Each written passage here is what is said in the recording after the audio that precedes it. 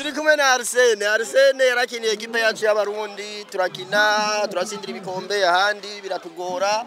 Aragerigara ritayaringa, none murumuna we Alade arongoye ekipe, ne captain ya ekipe yacu kandi bitwaye neza, bamaze bitwara neza gukina finals zine zikurikirana. It's good results. Si benshi bashikayo. Ariko no munsi turagitsindiye igikombe. Wiyumva gute Arsene? Oya kweli nka directeur wa competition ndafise akanyamuneza yaho ikipe y'abarundi yatsinze mugabo ntiyatsinze yuko yacize kubera yafise ingufu kuva muri competition yari maze imisi 9 niyo timu ya mbere yari maze gutera amagori menshi cyane gose rero kweli kandi rangije idatsinzwe na rimwe itanganije kweli so bari bafise n'umuntu yatsinze amagori menshi 11 kuri Gildes hanyuma nawe kweli nawe nyene no kumuhamashi hanyuma na Alade nawe akabariwe yabaye ari mukinyi wa bora kuri competition nawe nyene n'ikiza umukinyi mwiza muri umuna wabaye umukinyi mwiza wa tournament none gushimira community yafashe bakinyi mu migongo kubera umwana ntaregwa n'umuryango umwe gusa yego kweli community yafashe wese cyane gose ino competition igaruka rimwe mu mwaka igahuza aba communities y'abanyafrika bose hano muri ino ntara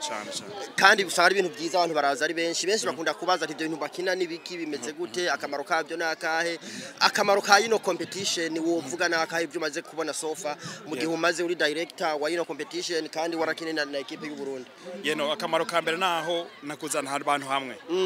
kubera nabana abantu benshi turi muri ibi bihugu usanga umuntu agenda mu bintu byiwe rero ntidufise ibintu byinshi bituzana hamwe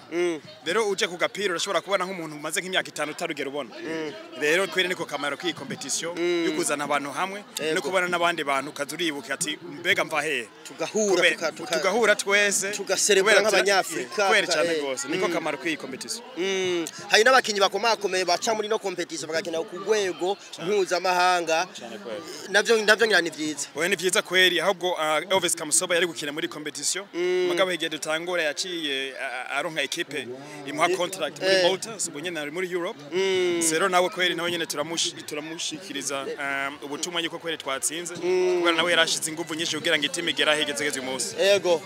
hari n'abandi bakinyi ba Nestor irankunda bose baciye hano ba Nestor ba Pacifique bunye kweli timu y'abarundi muri South Australia niyo timu ya mbere Amrani 3 nawe yakinye ubwa nyuma hano ariko agenda bakina muri Adelaide United cyane kweli nta bandi bakinyi bari kwaronderwa n'andi ma equipe akomeye hano mu gihugu oya bariho benshi kweli gusa nuko tukubarira abavyeyi baze barabafasha babashira